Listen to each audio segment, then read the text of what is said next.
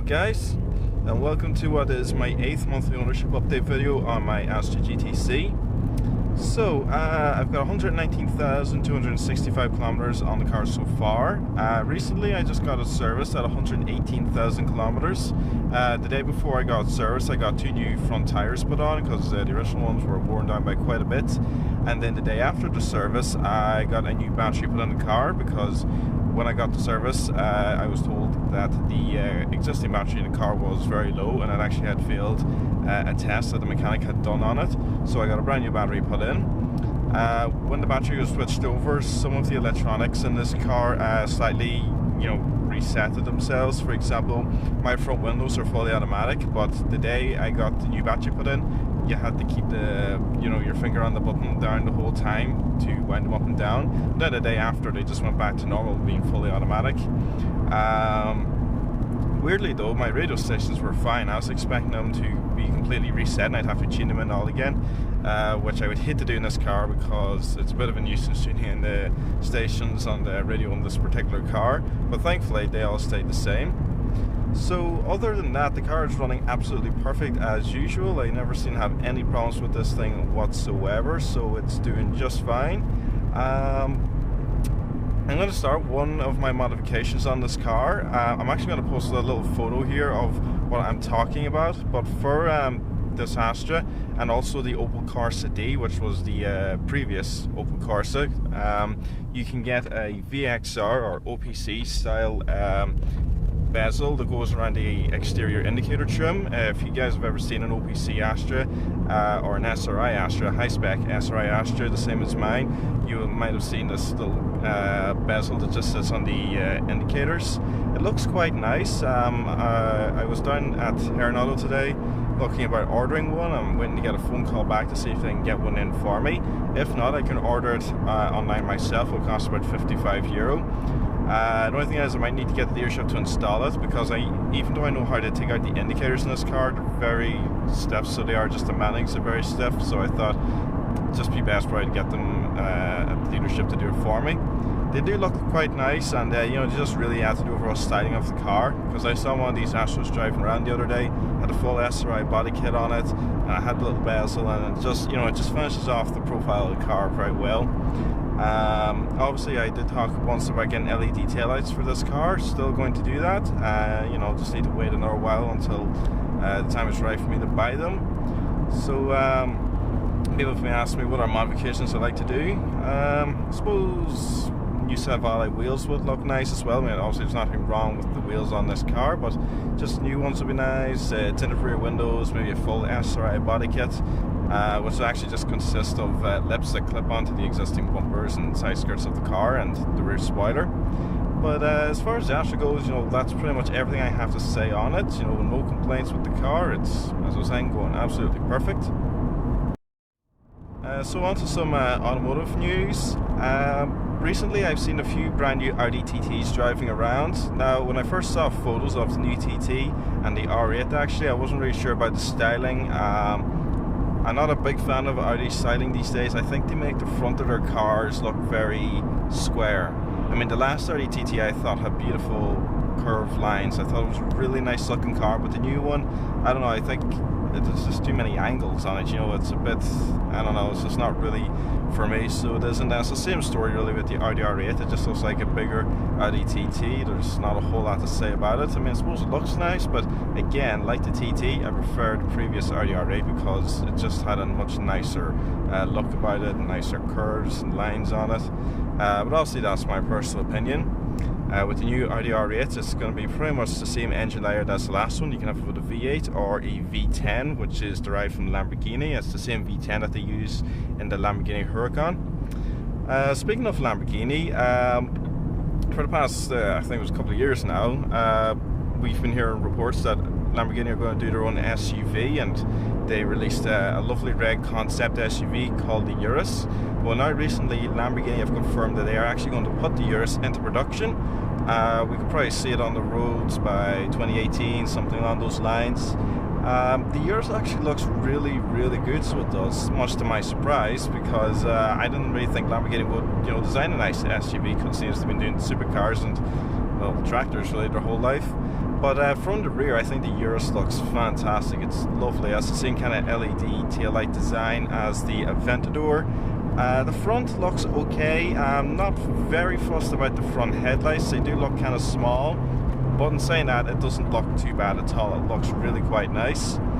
No idea what the engine or any of that stuff is going to be. Nobody knows at the moment. That's all unconfirmed. Lamborghini have been keeping very hush-hush about the Urus.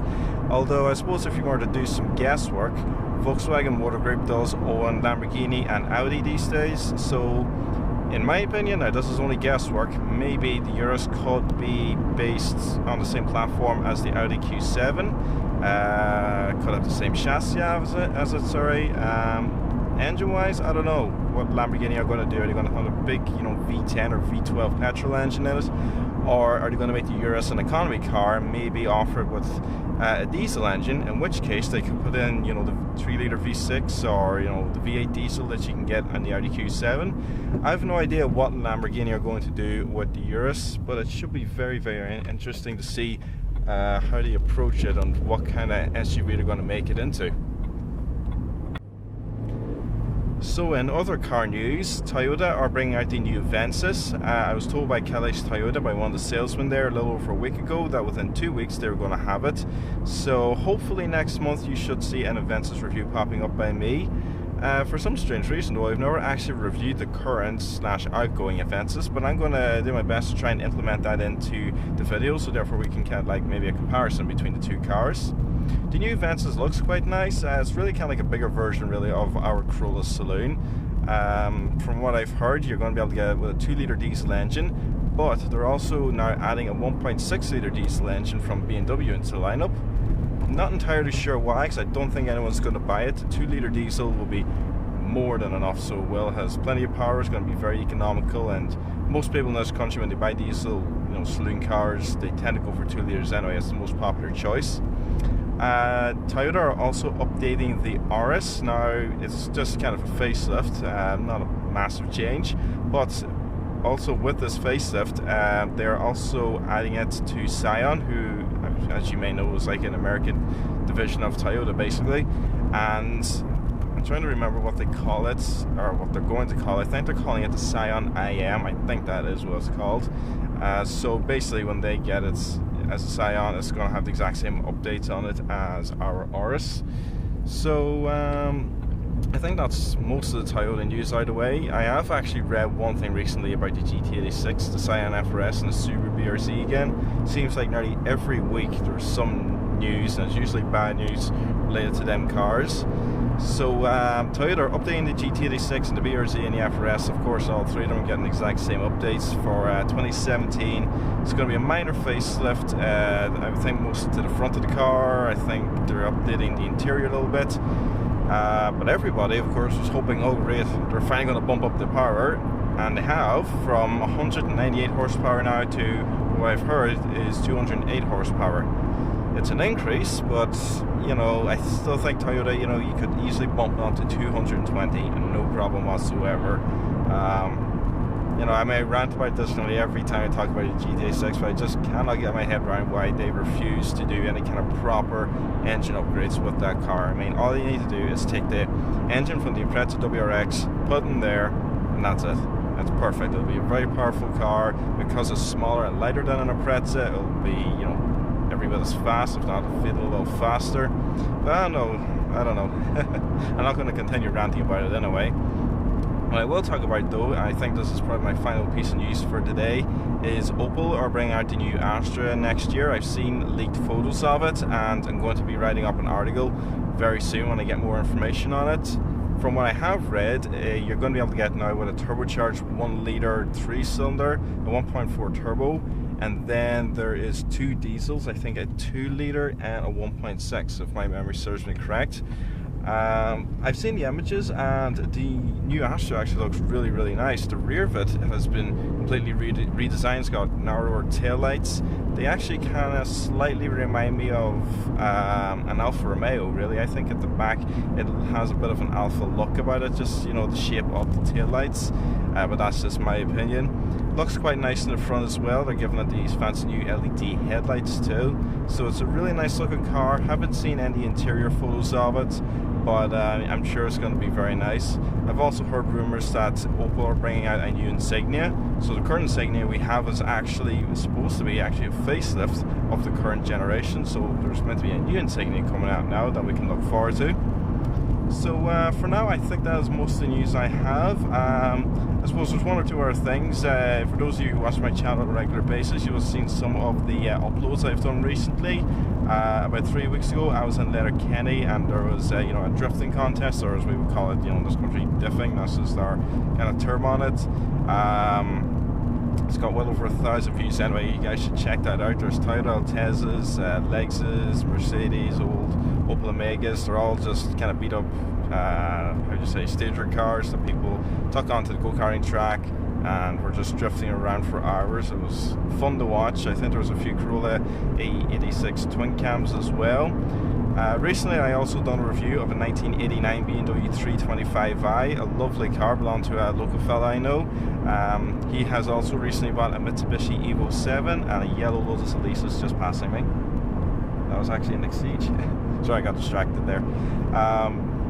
Yeah, Evo. My friend said he's got an Evo 7 and it looks really nice. He's doing a few modifications to it at the moment. It's an Evo 7 GSR, so standard. It comes with 270 horsepower. He's tuning it up now with an Evo 9 Turbo and a few other things to a little over 300, so I should be able to review that hopefully in a few weeks. And I'm also meant to be doing a review of a heavily modified Toyota Starlet Lanza V. Also by another fella I know locally, and I'm also meant to be getting my hands on a two-door 1997 I believe it is Super Impreza STI Type R. Again, all three of them cars belong to local guys that I know who are happy enough to let me review them.